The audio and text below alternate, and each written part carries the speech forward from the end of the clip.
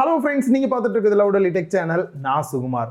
Moto தரப்புலேருந்து பார்த்தீங்க அப்படின்னா ஒரு ப்ராப்பராக ஃபோன் லான்ச் பண்ணுறாங்களா அப்படின்னே நமக்கு ஒரு டவுட்டாகவே இருக்கும். திடீர்னு ஒரு ஃபோன் வர மாதிரி இருக்கும். பட் இப்போ வந்து பார்த்தீங்க அப்படின்னா ஒரு ப்ராப்பரான வேல ஒரு பெஸ்ட் ப்ரைஸில் லான்ச் பண்ணுற மாதிரியான ஃபீல் தான் இருக்குது. ரீசெண்டாக பார்த்தீங்க அப்படின்னா G52 அப்படின்ற ஒரு ஃபோன் லான்ச் பண்ணியிருந்தாங்க நல்ல ப்ரைஸில். அண்ட் G42 அப்படின்னு அதோட கொஞ்சம் கம்மி ப்ரைஸில் இன்னொரு ஃபோன் லான்ச் பண்ணாங்க.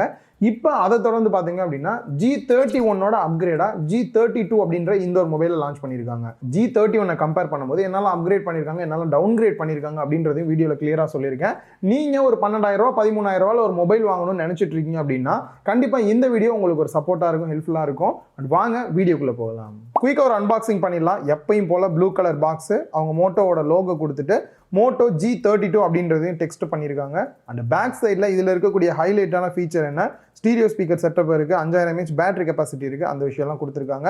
அண்ட் சீலை கட் பண்ணிவிட்டு பாக்ஸை ஓப்பன் பண்ணோம் அப்படின்னா ஃபஸ்ட்டு மொபைல் தான் கொடுத்துருக்காங்க. கையில் எடுத்துகிட்டு மேலே இருக்கக்கூடிய இந்த ஸ்டிக்கரை ரிமூவ் பண்ணிடலாம். அண்ட் ப்ரீ இன்ஸ்டால்டாக அவங்க கேஸையும் போட்டு தான் கொடுத்துருக்காங்க. ஸோ எந்தளவுக்கு ஃபிட்டாக இருக்குன்றதை பார்த்துக்கலாம். நெக்ஸ்ட்டு மொபைலை ஆன் பண்ணிடுவோம். அண்ட் கீழே இருக்கக்கூடிய ஒரு குட்டி பாக்ஸில் user manual, warranty card, sim ejector tool கொடுத்துருக்காங்க. And next 33 watts fast charging adapter கொடுத்துருக்காங்க. அண்ட் டைப்-C கேபிள் கொடுத்துருக்காங்க. ஃபர்ஸ்ட் மொபைலோட டிசைன் அப்படின்னு பார்க்கும்போது பேக் சைடு வந்துட்டு PMMA அப்படின்ற ஒரு டைப் ஆஃப் பிளாஸ்டிக் தான் இது. ஸோ பிளாஸ்டிக்கே பார்த்தீங்க அப்படின்னா கொஞ்சம் கிளாஸ் எப்படி டிரான்ஸ்பரண்டாக இருக்கும் அந்த மாதிரியான ஒரு ஃபீல் கொடுக்கக்கூடிய லெவலில் இருக்கு. மேட் ஃபினிஷில் தான் வந்து கொடுத்துருக்காங்க. பட் ஃபிங்கர் பிரிண்ட்லாம் வச்சிங்க அப்படின்னா அந்த ஸ்மெட்ஜஸ்லாம் வந்து பட தான் செய்யுது. கொஞ்சம் ஸ்மூத்தாக இருக்கிற ஃபீல் தான் வந்து கொடுக்குது பேக் சைடு. அதே சமயம் கலர் அப்படின்னு பார்க்கும்போது நம்ம கையில் இருக்கிறது கிரே கலர் இருக்குது. அண்ட் இதுலேயே சில்வர் அப்படின்ற இன்னொரு கலர் வேரியண்ட்டுமே வந்து கொடுத்துருக்காங்க. ஸோ டிசைன் வைஸ் பார்க்கும்போது ரொம்ப பெரிய வித்தியாசம் எதுவும் கிடையாது. பட் லுக் வைஸ் வந்து நல்லா தான் இருக்குது, பெருசாக குறை சொல்கிற மாதிரி இல்லை. திக்னஸ் அப்படின்னு பார்க்கும்போது 8.49 mm திக்னஸும் 184 கிராம் வந்து வெயிட் கொடுத்துருக்காங்க. வெயிட் ஓரளவுக்கு நல்லா தான் இருக்குது. வெயிட் பேலன்ஸுமே நல்லா தான் பண்ணியிருக்காங்க. கையில் ஹோல்டு பண்ணி யூஸ் பண்ணுறதுக்கு 20:9 ஆஸ்பெக்ட் ரேஷியோவில் கொடுத்துருக்காங்க. கொஞ்சம் பெசல்ஸ் தான் பார்த்தீங்க அப்படின்னா டாப் அண்ட் பாட்டமில் அதிகமாக இருக்குது. லெஃப்ட் அண்ட் ரைட் கூட ஓகே அப்படின்னு வந்து சொல்லலாம். யூஸ் பண்ணுறதுக்கு சிங்கிள் ஹேண்டில் கம்ஃபர்டபுளாக தான் இருக்குது. பட் கேஸ் போடாமல் யூஸ் பண்ணோம் அப்படின்னா லைட்டாக ஸ்லிப்பரியாக இருக்கிற ஃபீல் வந்து கொடுக்குது. அண்ட் இதில் IP52 ரேட்டிங் வந்து கொடுத்துருக்காங்க. அப்போ தண்ணியில் போடலாமா அந்த ஃபோனை அப்படின்னு கேட்டிங்கன்னா ஜஸ்ட் தண்ணி மேலே பட்டுருது அப்படின்னும் போது லைட்டாக தொடச்சிக்கலாம். அந்த மாதிரியான ப்ராப்ளம் மட்டும் தான் சால்வ் பண்ணும். டேரெக்டாக தண்ணியிலலாம் போடக்கூடாது. என்ன ப்ரோ சொல்கிறீங்க, IP52 ரேட்டிங்லாம் இருக்குது அப்படின்னீங்கன்னா இதுக்கு கிளியராகவே தனி ஒரு வீடியோ போஸ்ட் பண்ணியிருக்கேன். கீழே டிஸ்கிரிப்ஷனில் லிங்க் கொடுத்துருக்கேன். இந்த வீடியோ பார்த்து முடிச்சுட்டு மறக்காம அந்த வீடியோ செக் பண்ணி பாருங்கள், உங்களுக்கு கிளியராக புரியும். நெக்ஸ்ட் டிஸ்பிளேக்கு வந்தோம் அப்படின்னா இங்கே தான் ஒரு சின்ன டவுன் கிரேட் பண்ணியிருக்காங்க அப்படின்னு சொல்லணும். டிஸ்பிளேயோட சைஸ் அப்படின்னு பார்க்கும்போது 6.5 inch full HD + IPS LCD display, 90 Hz refresh ரேட்டோட கொடுத்துருக்காங்க. ரிஃப்ரெஷ் ரேட்டில் ஆட்டோ செலக்ட் ஆப்ஷனுமே கொடுத்துருக்காங்க. எனேபிள் பண்ணீங்கன்னா 60 Hz இல்லாட்டி 90 Hz ஆட்டோமேட்டிக்காக சேஞ்ச் ஆகிக்கும். ஸோ நீங்கள் யூஸ் பண்ணும்போது ஸ்மூத்தாகவும் இருக்கும், அதே சமயம் பேட்டரி லைஃபும் கொஞ்சம் நல்லா நிற்கும். இந்த இடத்துல குறை அப்படின்னு பார்த்தீங்க அப்படின்னா லாஸ்ட் டைம் இவங்க லான்ச் பண்ண G31 AMOLED display 60 Hz refresh ரேட்டோட கொடுத்துருந்தாங்க. இந்த இடத்துல 90 Hz வந்து அப்கிரேட் பண்ணியிருந்தாலும் AMOLED டிஸ்பிளேலேருந்து LCD டிஸ்பிளேவாக வந்து டவுன் கிரேட் பண்ணியிருக்காங்க. ஸோ அதை வந்து AMOLED ட்ரை பண்ணியிருந்தாங்க அப்படின்னா இன்னும் நல்ல ஒரு அப்கிரேடான ஃபீல் இருந்திருக்கும் இந்த மொபைலில். அது ஒரு சின்ன குறையாக இருக்கிற ஃபீல் தான் இருக்குது. ஸோ மற்றபடி என்ன இருக்குது அப்படின்னு பார்த்தோம்னா ஸ்க்ரீன் ப்ரொடெக்ஷனை பொறுத்த வரைக்கும் பேண்டா கிளாஸ் ப்ரொடெக்ஷன் Gorilla Glass 3க்கு ஈக்குவலாக இருக்கிற அளவுக்கு வந்து கொடுத்துருக்காங்க. பீக் பிரைட்னஸ் அப்படின்னு பார்க்கும்போது 600 nits வந்து பீக் பிரைட்னஸ் கொடுத்துருக்காங்க. இன்டோர் அவுட்டோரில் நல்லாவே மேனேஜ் பண்ணுது. பட் டைரக்ட் சன்லைட் அப்படின்னு பார்க்கும்போது விசிபிலிட்டி கொஞ்சம் ஆவரேஜாக இருக்குது. அதே சமயம் AMOLED இல்லாட்டியும் டிஸ்பிளேயோட குவாலிட்டி எந்த அளவுக்கு இருக்குது அப்படின்னு பார்க்கும்போது நல்ல ஒரு டிஸ்பிளே தான் கொடுத்துருக்காங்க. இந்த ஒரு ப்ரைஸ் ரேஞ்சுக்கு 12,000 13,000 ரேஞ்சில் வரக்கூடிய மொபைலில் எந்த அளவுக்கு குவாலிட்டியான டிஸ்பிளே இருக்குமோ அந்த அளவுக்கு நல்ல ஒரு குவாலிட்டியான டிஸ்பிளே கொடுத்துருக்காங்க. சேச்சுரேஷன் லெவல் கூட நல்லா இருக்குது, வீவிங் ஆங்கிள் நல்லா இருக்குது. ஸோ அதெல்லாம் பெருசாக குறை சொல்கிற மாதிரி இல்லை. AMOLED கொடுத்துருந்தா இன்னும் கொஞ்சம் பெட்டராக இருக்கும்னு தான் சொல்கிறேன். போர்ட்ஸ் அண்ட் பட்டன்ஸ் அப்படின்னு பார்க்கும்போது லெஃப்ட் சைடில் ட்ரிபிள் ஸ்லாட் கொடுத்துருக்காங்க. 2 சிம் கார்டு ஒரு SD கார்டு சேம் டைமில் யூஸ் பண்ணிக்கலாம். SD கார்டை பொறுத்த வரைக்கும் 1 TB வரைக்கும் உங்களால் எக்ஸ்பேண்டபிளாக யூஸ் பண்ணிக்க முடியும். அண்ட் பாட்டமில் 3.5 audio jack, mic, type C port and ஸ்பீக்கர்கள் கொடுத்துருக்காங்க. ஸ்பீக்கரை பொறுத்த வரைக்கும் இந்த கம்மி பட்ஜெட் அப்படின்னும் போதே மோஸ்ட்லி இந்த ஸ்டீரியோ ஸ்பீக்கர் வந்து கொடுக்கறது கிடையாது சில பிராண்ட்ஸு.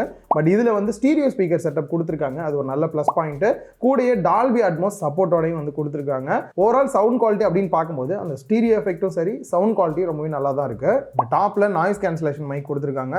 ரைட் சைடில் volume rocker key and power button கொடுத்துருக்காங்க. இந்த இடத்துல பவர் பட்டனே வந்து ஃபிங்கர் பிரிண்ட் ஸ்கேனராகவும் ஒர்க் ஆகிற மாதிரி வந்து கொடுத்துருக்காங்க. So finger print scanner use பண்ணி பார்த்தா நல்லாவே ஃபாஸ்ட்டாக இருக்குது. அண்ட் அதே மாதிரி நீங்கள் ஃபேஸ் அன்லாக்கும் கூட யூஸ் பண்ணிக்க முடியும்.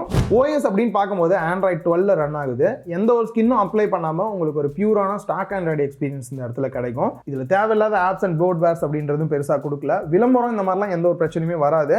கூடயே நிறைய ஃபீச்சர்ஸுமே வந்து வராது அப்படின்னு தான் சொல்லணும். மற்ற பிராண்ட்லாம் பார்த்தீங்க அப்படின்னா நிறைய வந்து ஃபீச்சர்ஸ் வந்து ஆட் பண்ணியிருப்பாங்க குட்டி குட்டியாக யூஸ் யூசருக்கு யூஸ்ஃபுல்லாக இருக்கிற மாதிரி இதுலையும் இருக்கும். பட் ரொம்ப அதிகமாக நீங்கள் வந்து எதிர்பார்க்க முடியாது. அது ஒரு சின்ன குறை தான். அதை தாண்டி உங்களுக்கு ஒரு பியூரான ஸ்டாக் ஆண்ட்ராய்டு அப்படின்றது நிறைய பேருக்கு வந்து ஒரு பிடிச்ச விஷயமா இருக்கும். தேவையில்லாம விளம்பரம்லாம் அல்லப்பா நல்லா இருக்குது அப்படின்ற மாதிரி.